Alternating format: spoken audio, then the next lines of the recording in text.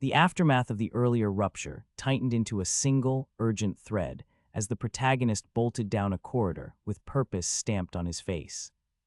He vowed that if he could seize whatever he sought, it would grant him liberation. The words hung taut in the air and drew shouts from nearby students who lunged to stop him.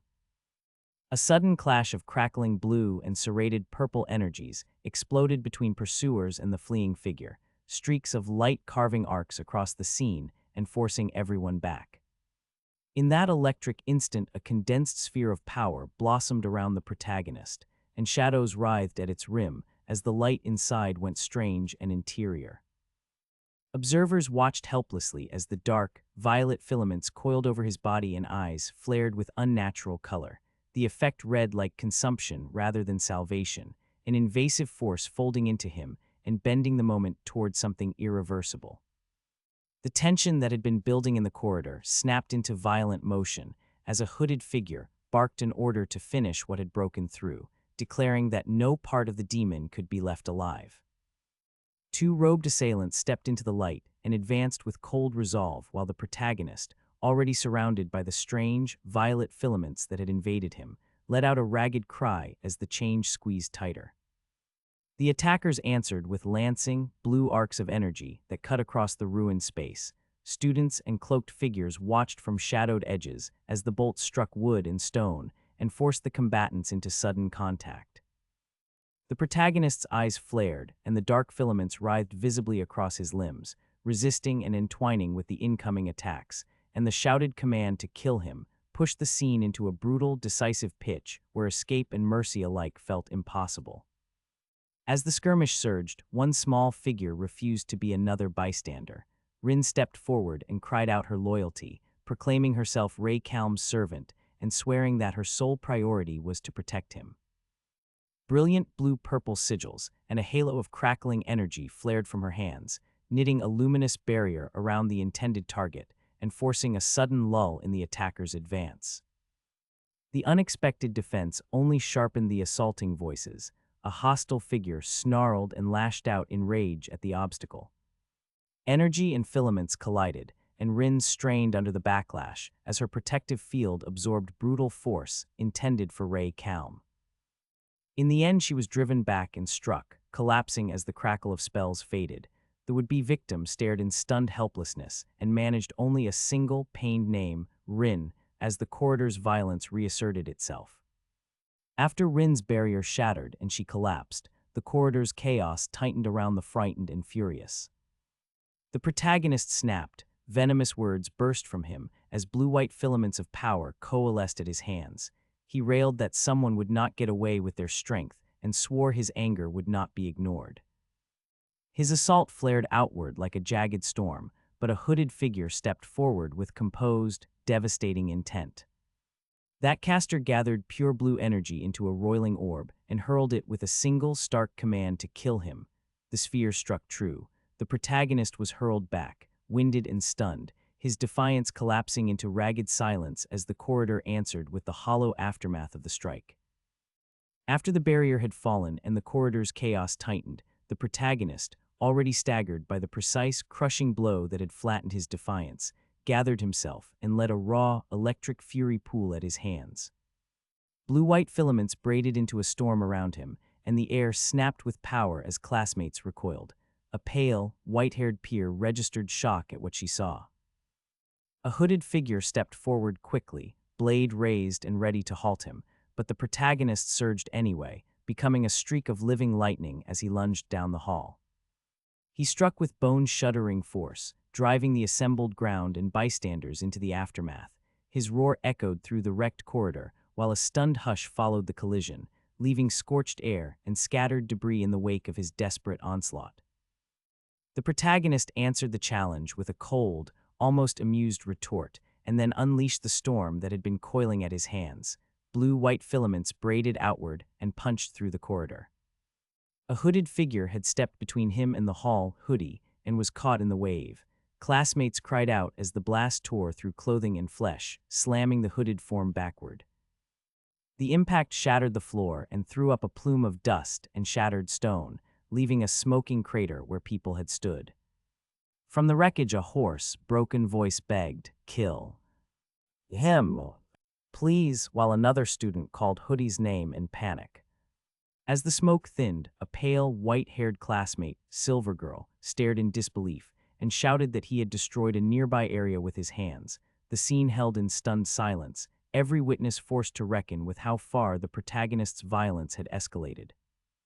After the earlier, destructive blast, the protagonist stood amid the wreckage and flatly denied the hooded faction's claim, telling them their information was wrong even as his hands braided with cold blue energy. A pale classmate lingered behind him, while a ring of robed ritualists closed ranks, faces hidden beneath hoods as they murmured and synchronized their magic. The ritualists proclaimed they had no choice and began to channel a concentrated light spear, concentrating radiance into a single, spear-shaped lancing spell. The protagonist's aura flared in response. Light and dark tensed across the ruined corridor, each side committing to an irreversible move. With a final shouted command, the ritualists thrust their created spear skyward, and the protagonist gathered the storm at his palms. The moment hung dangerous and electric as both attacks primed to determine who would suffer the consequences. With the air already taut from the standoff, Silver Girl cried out for everyone to fall back just as the ritualists released their concentrated, blue-white spears. The lancing beams stabbed through the space between them and slammed into the protagonist. He howled and convulsed under the impact, energy tearing along his limbs until he realized he could no longer command his body. A pale classmate stammered a fractured appeal, addressing someone as master, even as the hooded ritualists, who had begun the sequence with quiet resolve, found their practiced rhythm break into audible gasps. The moment snapped from ritual precision to frantic aftermath. Attackers and defenders were left reeling, the protagonist rendered helpless amid the ringing echoes of light and the stunned silence of witnesses. A hooded figure stepped forward and declared, "This is your end," driving a blade-like strike as a companion scoffed at the priestly sigil and questioned whether their target was even a real priest. The pair traded taunts, one teasing that the man would be fun to play with, and their cruelty drew a raw, indignant outburst from a nearby white-haired onlooker who called them scumbags while accusing them of lies and violence. The scene tightened into a moment of accusation and fear, and the protagonist, already strained by the chaos around him, registered the attackers as something inhuman and monstrous. With a stuttering resolve and a memory of what he had done before, he steeled himself and surged forward, manifesting a blazing cross-shaped energy and preparing to strike back at the cloaked conspirators who had cornered them. The protagonist pushed forward with everything he had, certain he was almost upon his quarry, rousing a furious determination that left him yelling he was nearly there.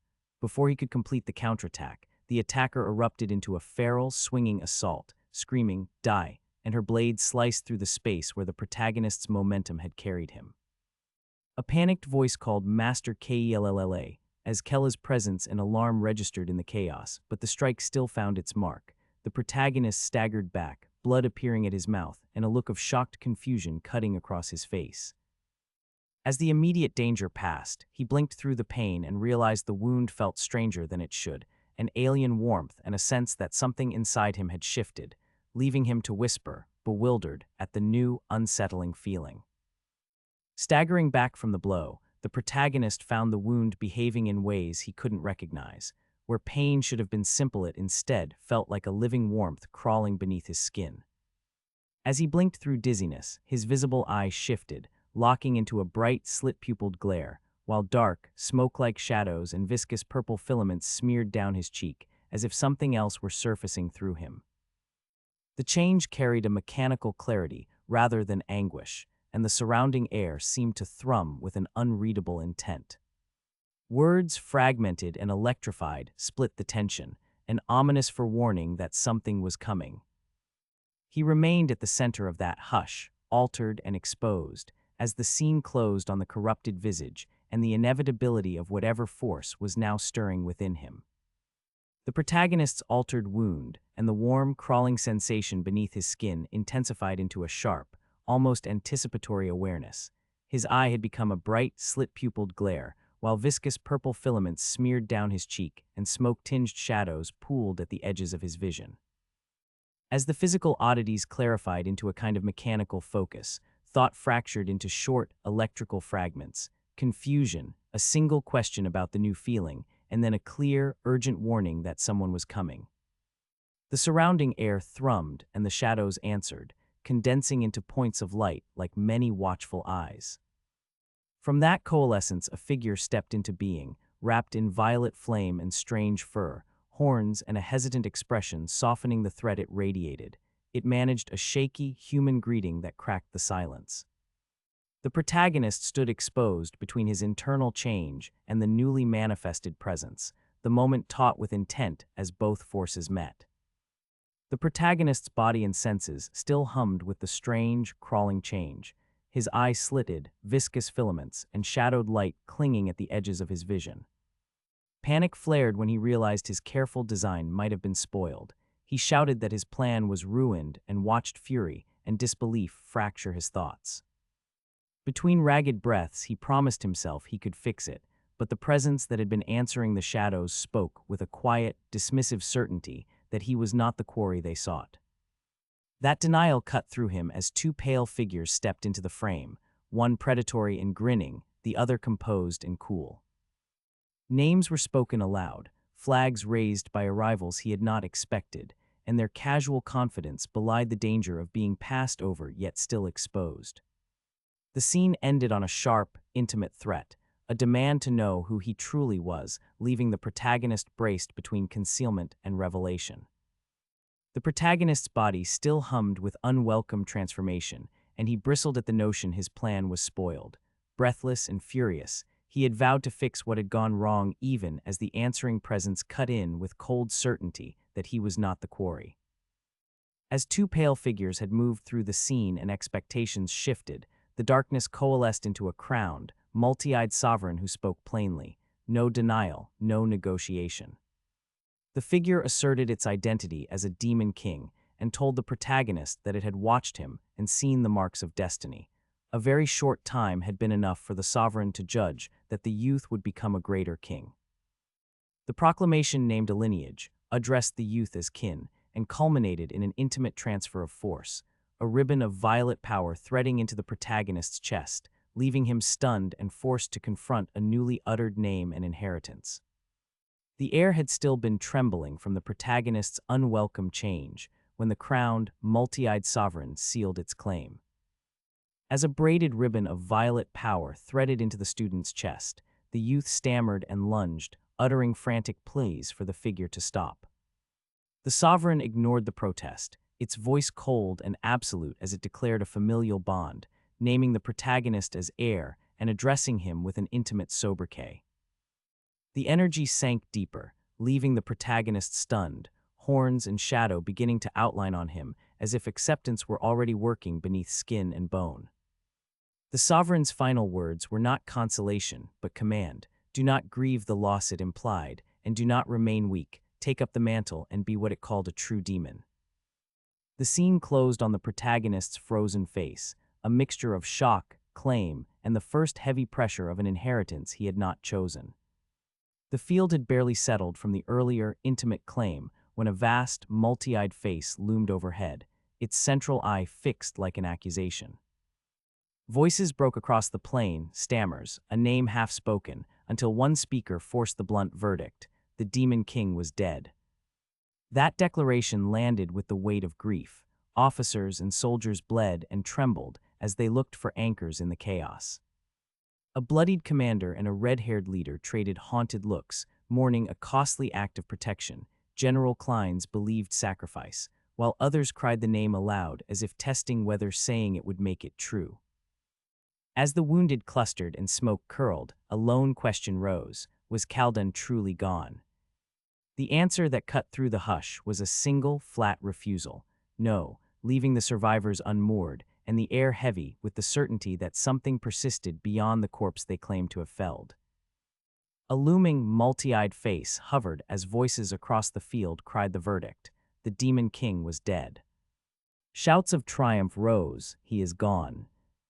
We are the victors, and for a breath the survivors let themselves believe the war had ended.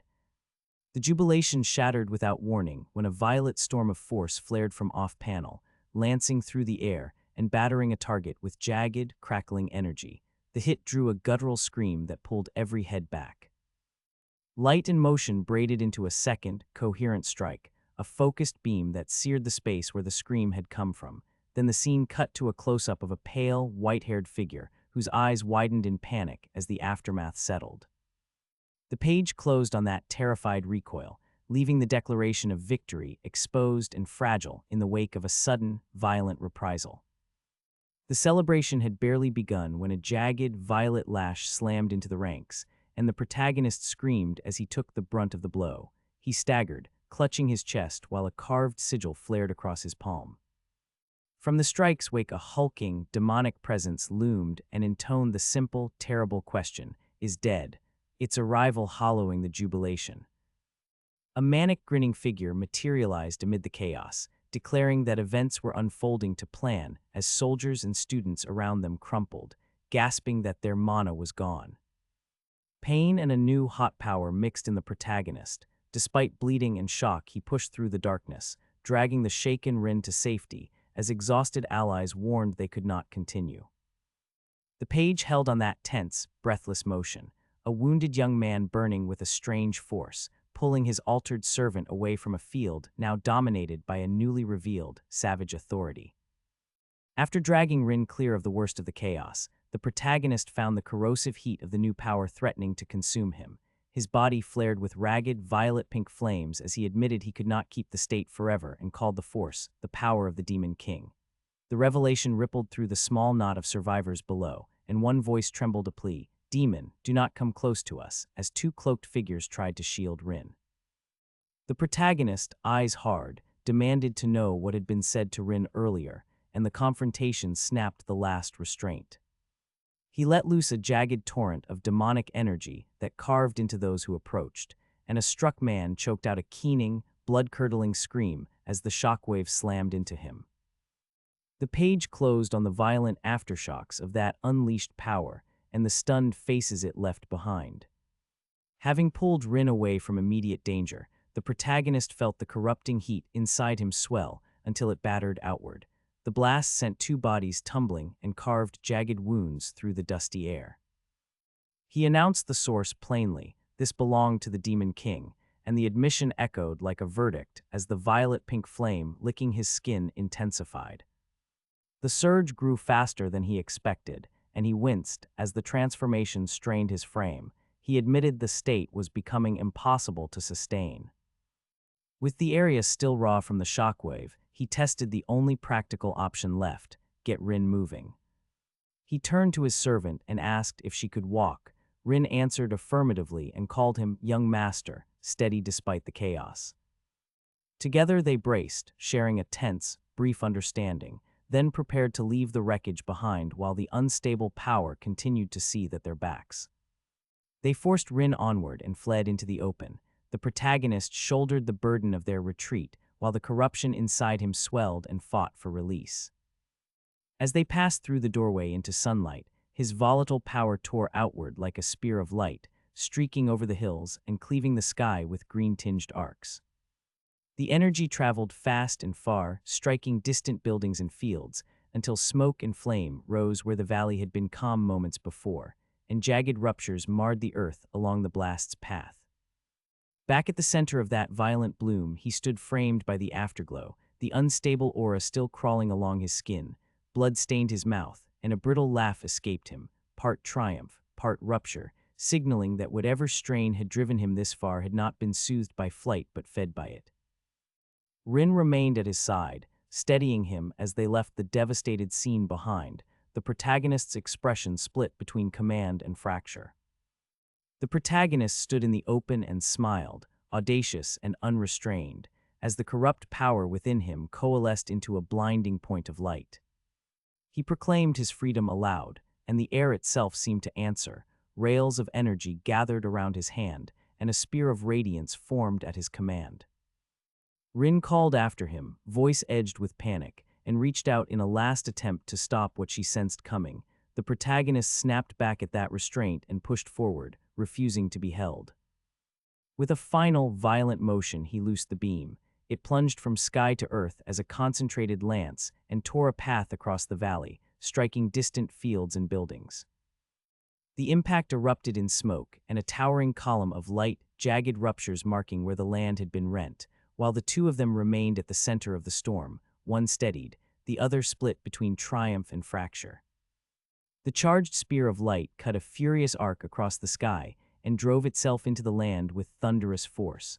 Blackened ruptures and a blinding column marked its passage. The scene widened into an aerial view as the beam traced a path toward the coast, revealing a walled island settlement and a fortified castle that the blast seemed to target. The beam struck near the battlements, sending shock and spray outward over the sea before the brilliance thinned and the world settled into stunned quiet. When vision cleared, the two who had stood at its heart were no longer on the open valley, but at the stone edge of the fortress, salt wind in their faces and the echo of the impact in their ears. Disoriented and alarmed, the protagonist and Rin stared across the ramparts and asked, in the same ragged voice, where they had been carried by that unbridled force. Disoriented from the earlier impact, the protagonist and Rin found themselves standing at the stone edge of a coastal fortress, salt wind and the echo of the strike in their ears. They stared out across battlements and sea and, in ragged voices, demanded to know where they had been carried. As clarity returned, a layered, luminous pulse surrounded them, not a random aftershock, but the unmistakable cadence of a warding alarm. One of them recognized it as a fail-safe their father had bound to them to trigger if he fell. The realization added a new edge to their confusion and fear. They shared a terse exchange about what the magic signaled and whether it would help, then moved to steady themselves on the rampart, wary beneath the spell's watchful glow. Disoriented but steadied on the cliffside battlements beneath the ward's faint glow, the protagonist and Rin discerned the alarm strain. The magical safeguard was holding only marginally. A sudden, resonant voice, later understood as CCR, declared that the mark on the protagonist's face was not incidental but the mark of a revenancer, and that naming altered the air between them. The words landed like a key, and something dormant answered. Pale, blue energy threaded along the protagonist's skin, a cold awareness unfurling beneath his calm exterior. Rin's face went from fear to urgent concern as she watched the change, testing her composure while silent questions crowded the space. The protagonist let the surge pass through him, steadying the tremor into controlled intent, and the two shared a brief, wordless agreement. With the ward still shivering around them and the revenancer's mark now acknowledged, they moved away from the rampart together, resolve hardening in the wake of the revelation.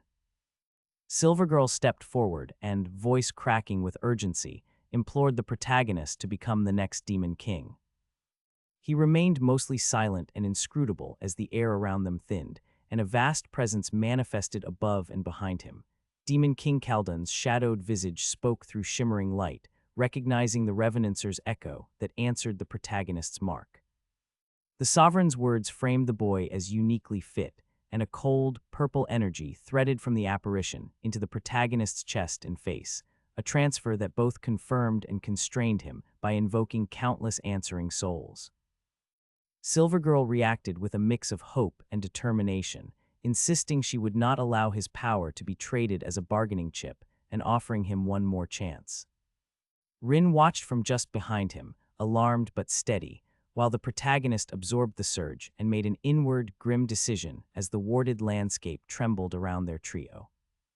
After the Sovereign's shadow had threaded cold, answering power into him, and Silvergirl had pleaded for him to accept, the pair moved toward the heart of the nation. They walked up to a grand, domed palace set against manicured grounds. The protagonist remained a silent, brooding figure beside the white-haired girl who had just pressed him with desperate words. As they drew closer, the plaza filled with people, and a visible swell of magic gathered around the palace, an unmistakable public manifestation that marked the place as Arsal's seat. Banners and an assembly framed the approach, and the arrival felt less private than a staged unveiling. Voices, light, and ritual energy pooled at the steps. Confronted by that spectacle, the protagonist's composure broke into a fierce, vocal reaction, an anguished command that cut through the crowd's hum, leaving Silvergirl both determined and unsettled as the nation's eyes closed in around them. After the protagonist's fierce outburst and Silvergirl's desperate pleading, the two moved quickly to avoid further attention.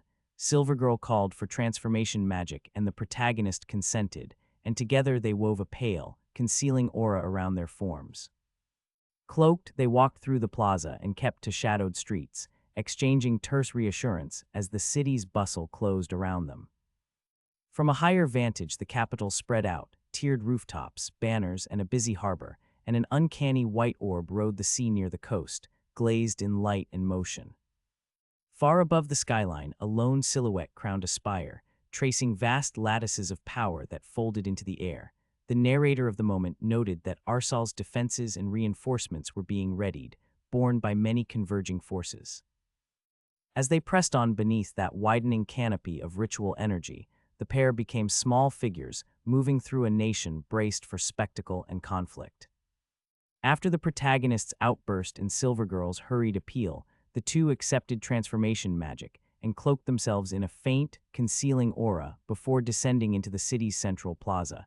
They hugged shadows and traded terse reassurances as the bustle swallowed them. As they made their way between tiered streets and under fluttering banners, distant watchers and rooftop ritualists began to move.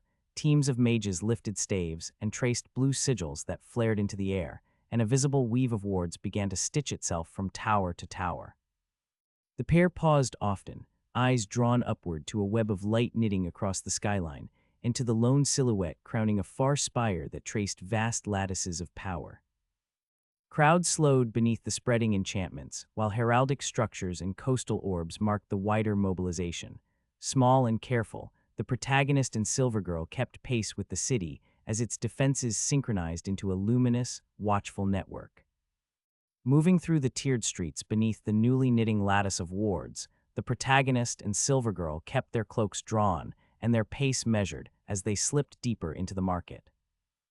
Silvergirl flinched and cried out once, an instinctive, sharp surprise, but the moment passed and she tugged the protagonist toward a nearby stall. Small, ordinary comforts answered the tension. She bought a warm pastry, inhaled it like a child returned to safety, and transformed into a bright, eager presence who refused to be dour any longer. The protagonist watched with a practiced reserve as she munched and chattered, offering a brief, reluctant smile that dissolved when something unseen tugged at his attention. Her playfulness gave way to a quieter beat, tiny sparkles and flourishes trailed her hands, and then a shadow at the edge of his vision made his face grow suddenly colder. The pair halted, one warmed by sugar and laughter, the other braced by an instinctive, tightening vigilance. They had slipped deeper into the market and lingered at a stall. The small comfort and Silvergirl's sudden brightness had thawed some of the protagonist's reserve when the noise of a gathering pulled them toward a square. A red-haired leader mounted a low platform, hoisted a heavy tankard, and called the crowd to a toast. Mugshouts and laughter answered her, spilling out in a boisterous wave that filled the lanes. Revelers beat time on tables and sang. The moment swelled with simple, public joy, and Silvergirl melted into it, humming and pleased by the warmth. The protagonist remained half-detached, eyes narrowing as the shadows at the edge of his attention tightened into caution. Two nearby drinkers, a white-haired companion and the protagonist himself, traded a small, knowing smile that carried more than celebration.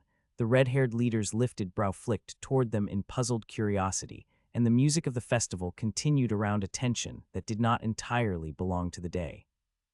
The festival's warmth had not erased the protagonist's reserve, and as the crowd sang and drank, his unease lingered at the edges. The red-haired leader, who had already drawn the crowd's eye with her boisterous toast, turned those sharp attentions toward the pair standing apart. Her face filled the frame, a slow, amused smile curved as she appraised them and let the words fall, calling them an interesting couple. The remark snagged at the atmosphere, drawing peripheral glances and tightening the air around the protagonist and his white-haired companion. The leader's tone was playful but probing, the sort that sought to unsettle and test a reaction. Under the festival's veneer of joy, a new current of scrutiny and possible provocation began to thread through the square. leaving the protagonist more watchful than before. After the festival's needle of scrutiny had lingered over them, the protagonist and Silver Girl eased away to the fortress walkways, cloaks drawn against the chill. They paced the parapet trading dry, uneasy remarks about the night's rumors, until a pasted flyer caught Silver Girl's eye, a lurid portrait of a horned, purple-haired figure stamped with a large 9 and 100%, the sort of proclamation that felt more like a taunt than a warning. They scoffed at the tackiness of the flyer and wondered aloud who would plaster such a thing on these walls, the conversation sharpening into suspicion as the poster read like a herald rather than a wanted notice. Before they could tear it down or decide what to do, something unseen struck through the air. An abrupt force shoved them off balance and sent them sprawling across the walkway, leaving a cold, sudden alarm where their quiet had been. They had only just been knocked off balance when the scene below widened into spectacle. Banners and a towering portrait had turned the assembly into a theater. The poster displayed a striking portrait stamped with S-rank emblems, and the crowd's murmurs rose into sharp recognition as students pointed and laughed. Friends at the front cried out, some teasing, some admiring, and a cluster of acquaintances grinned and nudged one another as if a plan had suddenly become simple. The protagonist and Silver Girl rose amid the press, shaken and exposed beneath the light of the proclamation. The poster's presence made the quiet accusation unavoidable, transforming their furtive moment on the parapet into public pressure. Around them, the assembly crowd's tone swung between jeer and eager challenge, and the whispered certainty that this would be easy to settle began to spread through the ranks. The proclamation that had turned the assembly into spectacle forced the protagonist and Silver Girl out from the parapet and into the crowd's sight. The poster's accusation made their retreat impossible. They threaded down the stone steps together, the protagonist compact and silent, while Silver Girl matched his pace with a teasing, close presence. Their whispered barbs about names and identity cut through the surrounding chatter, but revealed nothing softer. As they moved, the assembly crowd's murmur sharpened into pointed curiosity and jeers, and the pair kept their heads down, aware the moment had shifted from furtive to public. At the foot of the hill, a red-haired student watched and spoke up, remarking on yet another S-rank guest and widening the circle of attention. The exchange left the two braced and deliberate as they set a course for the parade ground, exposed, challenged, and readying themselves for whatever the assembly intended next. The exchange that had pushed the protagonist and Silver Girl out into the open continued as a red-haired student stepped forward and demanded confirmation. The pair exchanged a short, reluctant admission and a tease, their low words audible enough to widen the onlooker's interest. The protagonist's face tightened with the familiar weight of unwanted attention, while Silver Girl kept pace beside him, smirking. For a beat, the protagonist's thoughts flickered inward, the consequences of a marked reputation and whispered warnings surfacing in his mind, but the red-haired student treated the reveal like sport, raising a flask, taking a casual drink, and wearing a grin that both provoked and reassured. With a theatrical closeness, she taunted the crowd, then looped an arm around the protagonist's shoulders in a deliberate, disarming hug, calling the situation no big deal and forcing the assembly to blink and reassess. The gesture shifted the mood. A public provocation became a protective performance, leaving the three to move on under newly altered scrutiny. Continuing the charged exchange, Red Student stepped forward and escalated the provocation into a show. She drew close, wore a predatory grin, and insinuated that the two were hers to claim. Protagonist and Silver Girl registered the move in tight, conflicted close-ups, one with flaring yellow eyes and the other with a guarded expression, while Red Student's smile widened into a raucous boast. She looped an arm around both of them and presented the trio to the watching crowd as a deliberate performance meant to redirect attention and diffuse open hostility. The gesture forced a collective double-take. Murmurs rose, then shifted toward reluctant amusement as the three were photographed or displayed together. For all the bluster, the protagonist and Silver Girl were left awkward and partially exposed by the stunt, trading confused glances as Red Student crowed that her plan had worked and loudly declared their new public alliance. Under a cool moon that hung above the manor, the scene shifted inward to a private bathing chamber where the protagonist took refuge. He settled into the warm water beneath high, arched windows while a small tray, set with a cup of tea and several delicate pastries, floated nearby, presented for his comfort. Close-up panels tracked the quiet ritual, the cup and treats, the protagonist's hand reaching for a morsel, and the play of light across his damp shoulders and chest as he tasted the food and allowed himself small, contented murmurs. Between these brief gestures, he closed his eyes and let the water buoy him, the steam and silence pressing in like a soft interlude. The sequence ended on a relaxed, almost indulgent note, the protagonist lingering in the bath as the night pressed on, comforted by warmth and solitary routine. The protagonist had been lingering in the warm bath, the quiet ritual of food and steam easing him into a fragile calm, when the mood shifted as another presence eased into the water beside him. A red-haired woman slid into the tub with a teasing grin, exchanging light banter and poking at his composure. Her familiarity and laughter dissolved his solitude.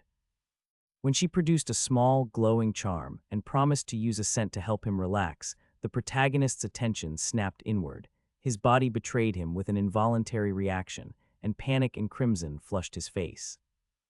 She laughed at his discomfort, but kept her tone playful and disarming, letting the scented shimmer curl through the room while he struggled to regain control and dignity. The scene closed on his stunned, embarrassed expression as she continued to tease, the bathroom's steam and the scent lingering around them. The warm, private moment in the bath fractured when the occupants suddenly realized the charm's scent would undo a disguise spell they had been relying on. Their face went white with alarm as the possibility of immediate exposure sank in, breath hitched and sweat pricked their skin. A sharp, involuntary sound escaped, hoo-up, and their vision seemed to spin as panic replaced the earlier embarrassed calm. Desperation pushed past dignity. They shouted for help, calling, "Help me, young Master Kella," with a raw, urgent plea that cut through the steam and laughter that had filled the room moments before. The scene held on their spiraling eyes and trembling expression, the fragile illusion of safety collapsing as the wearer braced for the consequences of being unmasked.